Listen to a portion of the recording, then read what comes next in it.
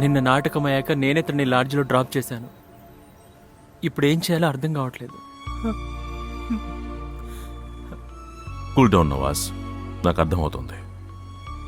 నిన్న రాత్రి వరకు మీతో ఉన్న ఒక వ్యక్తికి ఈరోజు ఇలా జరిగిందనగానే మీకు షాక్. అనూప్ నీకు ఎన్ని రోజులుగా తెలుసు? అది మేమందరం నర్సీపట్నం కాలేజీలో కలిసి చదువుకున్నాం. నేను, శ్రీలక్ష్మి అంతా ఒకే బ్యాచ్. అప్పటి నుంచే వాడు మాకు చాలా క్లోజ్గా ఉండేవాడు. ఎవరా శ్రీలక్ష్మి? తను నా వైఫే.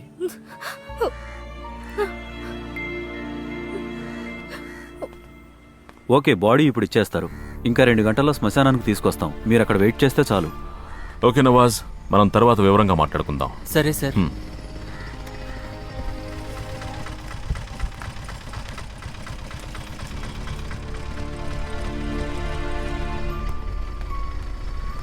అక్కడంతా రెడీగా ఉందిగా? ఎందుకైనా మంచిది, మన మనుషుల్ని సిద్ధంగా ఉంచండి. అది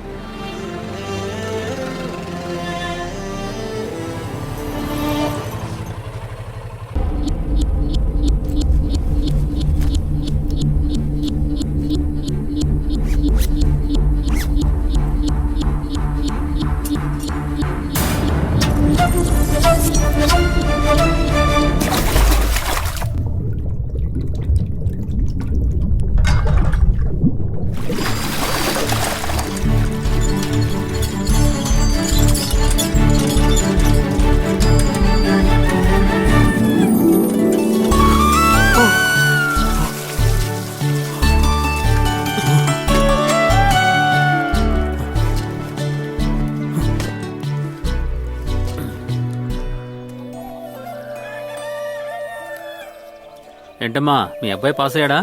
అవునా నువ్వన్నా? మూలికలు తేవడానికి వెళ్ళినప్పుడు వాళ్ళ అబ్బాయిని ఫారెస్ట్ ఆఫీసర్ పట్టుకున్నారు. అలాగా? ఈ కొత్త ఫారెస్ట్ ఆఫీసర్ తో చాలా తలనొప్పిగా ఉందన్న. ఎవరు? గిరీష్ కుమారా? చాలా మంచి మనిషి ఆయన. శ్యామా, నా మొబైల్ ఎటు తీసుకురా.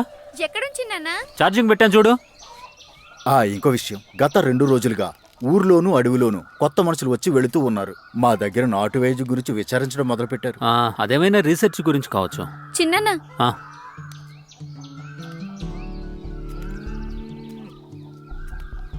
గిరీష్, నిన్న మీరు ఎవరినైనా అడవిలో పట్టుకున్నారా?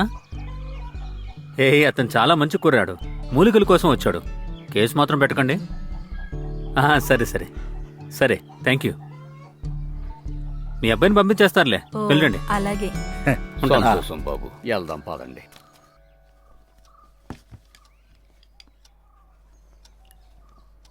తిన్న తర్వాత చదువుకో.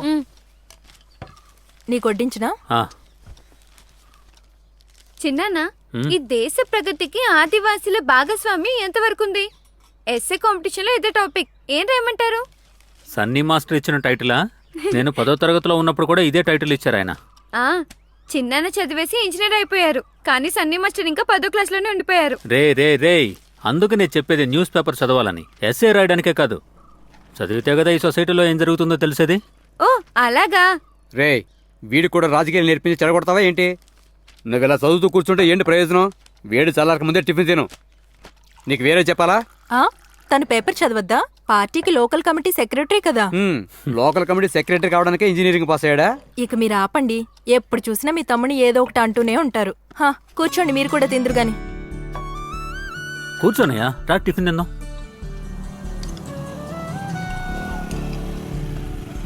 అనూప్ రెడ్డి మామా, అక్కడంతా ఓకే కదా? పరిస్థితులు మారకముందే నేను అక్కడికి వచ్చి ఉంటాను. ఇంకేంటంటే అల్లుడు గారి మనుషులు అమెరికా నుంచి వచ్చారు. ఈ చేపల కూర రొయ్యల కూర పెట్టకండి, ఎందుకంటే ఇక వాళ్ళు వెళ్లకుండా ఇక్కడే ఉండిపోతారు. వాళ్ళందరికీ ఫ్రైడ్ రైస్ పెడితే చాలు, అది తింటూ నిదానంగా ఇంగ్లీష్ మాట్లాడుకుంటూ కూర్చుని ఉంటారు. నువ్వు తెలుగులో మాట్లాడితే చాలు, ఇప్పుడు ఇంట్లో అందరూ తెలుగే మాట్లాడుకుంటున్నారు. ఓకే, త్వరగా ఎక్కు. ఏంటి ఈరోజు త్వరగా వచ్చేసారు? అనూప్, ఈ రోజు మన పార్టీ వ్యవహారాలు త్వరగా తెమల్చాలి. నాకు క్యాటరింగ్ ఆర్డర్ ఒకటి ఉంది. భయపడకు, రిపోర్ట్ ఒకటి, చిన్న చిన్న పనులు మాత్రమే ఉన్నాయి, అయిపోతాయి. అది చాలు, దానికే 2 గంటలు సరిపోతుంది. చూడను, నీ కాళ్ళు పట్టుకుని అడుగుతున్నా. నమస్తే బాబు. ఆ శశికి మాత్రం ఎటువంటి పనులు అప్పచెప్పకు. నిన్నేం జరిగిందో తెలుసా?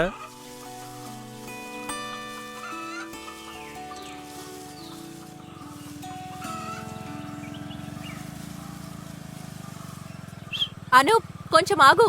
ఆపాపు, జెన్సీ అక్క. సరే, లేట్ చేయకు, త్వరగా వచ్చేయి. ఆ, అక్క అనూప్, కనిపించి 2 రోజులైందే. 14వ తేదీ అపాయింట్మెంట్ 19కి మార్చాలి. మన జ్యోతక్క కూతురు శశి ఉంది కదా, తనకి పెళ్లి నిశ్చయమైంది. శశిని పెళ్లి చేసుకోబోయేవాడు నా ఫ్రెండే. ఈ పెళ్లికి ఎలాగైనా క్యాటరింగ్ ఆర్డర్ పట్టుకోవాలి. ఆహా, జెన్సీ, భారతదేశం తరఫున నేషనల్ ప్లేయర్ కావాల్సిందానివి. రైట్ హ్యాండ్ కి గాయమైనా లెఫ్ట్ హ్యాండ్ తో ఆడి చూపించు. తను ఇప్పట్లో వాలీబాల్ ఆడలేకపోవచ్చు. దెబ్బ తగిలిన రోజు నుంచి ఫిజియోథెరపీ ట్రీట్మెంట్ ఇంకా పూర్తి కాలేదు. మంచి మనుషులకు ఎప్పుడు అనుకున్నట్టే జరుగుతుంది జెన్సీ. నువ్వు మెడికల్ కాలేజ్కి వెళ్తున్నావని విన్నాను. అవును. దీని సర్టిఫికెట్స్ చూపించి ఒక సీట్ ఇప్పిస్తావా? మీరందరూ కాస్త సహాయం చేయాలి. నా స్నేహితుడు జోసెఫ్ కూతురు చదువుకునే బాధ్యతని మేం కాకపోతే ఎవరు తీసుకుంటారు? టైం అయిపోతుందమ్మా. ఈ రోజు ముఖ్యమైన కమిటీ మీటింగ్ ఒకటి ఉంది. తర్వాత వచ్చే నెల జోసెఫ్ అనే 4వ సంవత్సరం స్మృతి దినోత్సవం, చాలా కార్యక్రమాలు ఏర్పాటు చేశాం. అన్నీ మీరే దగ్గరుండి చూసుకోవాలి. నా పూర్తి సహకారం మీకుంటుంది. సరే సరే జెన్సీ, బాయ్. బాయ్. నాన్న చనిపోయి 4 ఏళ్ళు అయ్యింది. పార్టీ మీ నాన్ని మర్చిపోలేదు, కానీ మన బంధువులే మర్చిపోయారు. మా పెళ్ళైన కొత్తలో ఈ ఏరియాకి లోకల్ కమిటీ సెక్రటరీ ఆయనే. ఎవరికి సమస్య వచ్చినా ఆయనే ఆదుకునేవారు.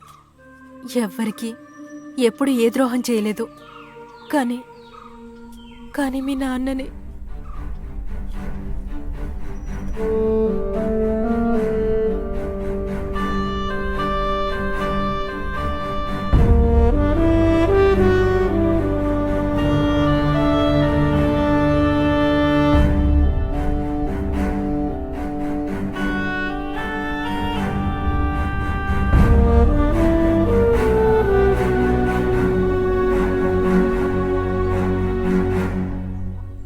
రాజకీయమే తనని బలి తీసుకుంది. రాజకీయాలకు తను వెళ్ళకపోయి ఉంటే మేము తనని పోగొట్టుకునే వాళ్ళం కాదు. నేను ఇక్కడే ఉండుంటే వాడిని ఒంటరిగా వదిలేవాడిని కూడా కాదు. మీరు ఆర్మీలో ఉన్నారు కదా? అవును, 20 ఏళ్ళు. అమ్మా నాన్న చనిపోయాక నేనే వాడిని పెంచాను, చదివించాను. ఇంజనీరింగ్లో మంచి ర్యాంక్తో పాస్ అయ్యాడు. విదేశాల్లోనే ఇక్కడ కూడా మంచి ఉద్యోగం దొరికే అవకాశం ఉంది. కానీ ఈ ఊరి ప్రజలే వాడికి ముఖ్యమైపోయారు. ఇకపై మాట్లాడి ఏం ప్రయోజనం ఉంది? మేం కోల్పోయింది తిరిగి రాదు కదా. నేను మీ బాధను అర్థం చేసుకోగలను. ఊరంతా రాజకీయ ప్రభావం, అలాగే ఈ నాటకాలు, విజయవాడ కాలేజ్ లైఫ్, ఇవన్నీ తనని ప్రభావితం చేశాయి.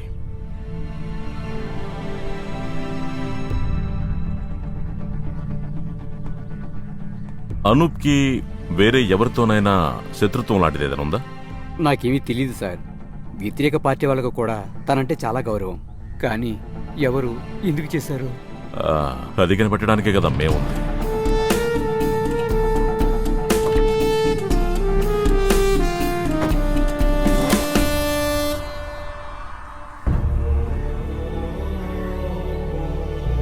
అనూప్ని హత్య చేసిన వాడిని పట్టుకోండి.